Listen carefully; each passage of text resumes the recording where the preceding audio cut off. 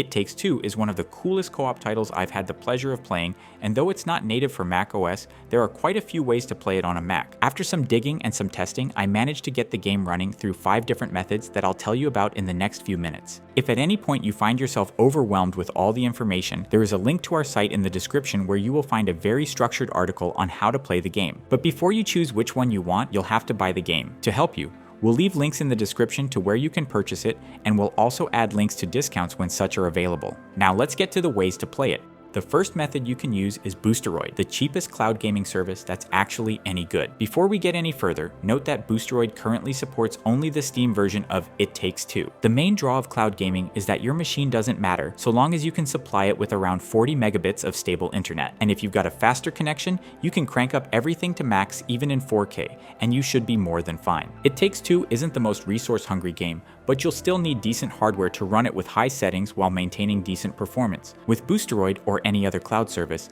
this isn't something you need to worry about.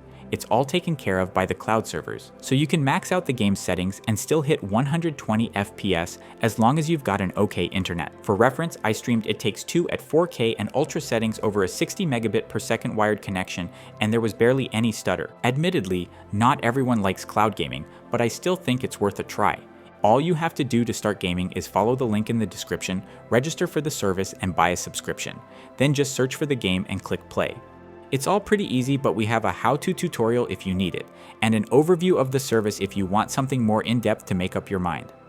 The next solution is GeForce Now, and it is the largest and most popular cloud gaming service out there. Its pricing is steeper than Boosteroid, but this is somewhat offset by its larger gaming library. In the case of It Takes Two, GFN supports the Steam and EA versions of the game, but not the Epic Games one. Ultimately, the choice between the two depends on personal preference, but I still prefer Boosteroid simply because it gives pretty much the same performance, but at a considerably better price. But if you want the best of the best with all the bells and whistles, go with GeForce Now. Like with Boosteroid, all you need is stable internet with around 40 megabits per second, and you can play games with 1080p and 60 frames per second without any noteworthy lag. And if you've got a faster internet, say around 50 megabits per second, you can stream with 4K and 120 FPS. Using GFN is similarly simple. Just go to the respective link below, click Join Now, pick a preferred plan, and register. Then download the service's macOS app, launch it, and look for It Takes Two. Then click Play, and after logging in, you can start playing.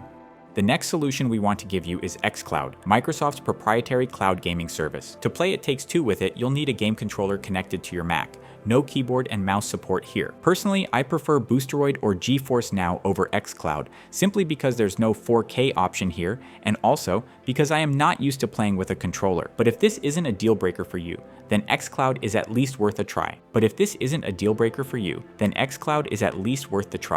To use XCloud, go to the link in the description, choose the ultimate plan on the page that opens, and register. After picking a payment method and starting your subscription, make sure you've got a controller connected to your Mac, and then just find the game in the XCloud library and click play.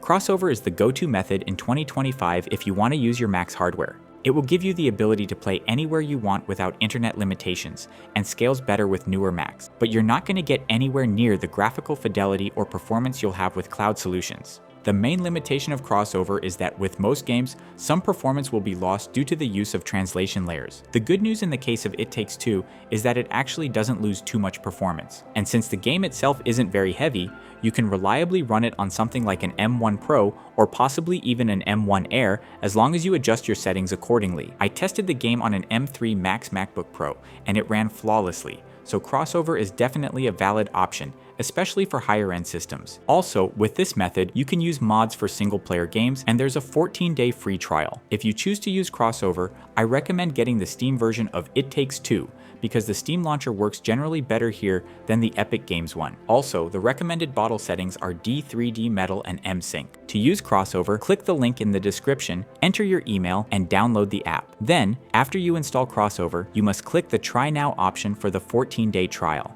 If you need a longer tutorial, visit our video on that. Just note that the experience with Crossover can sometimes vary between updates, so don't be surprised if it suddenly starts to break the game. If this happens, check our site for the detailed instructions, or you'll have to research this on your own.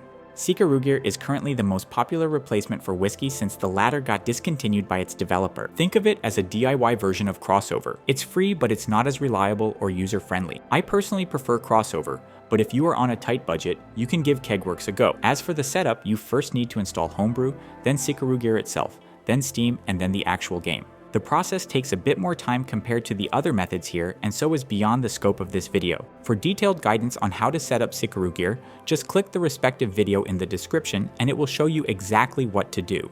So this brings us to the conclusion of today's video, and if you are interested in exploring more popular gaming titles you can play on your Apple machine, you should check the videos that will now appear on your screen or simply browse through our channel. Also, in case you found this content helpful, we'd greatly appreciate it if you like the video and subscribe to our channel.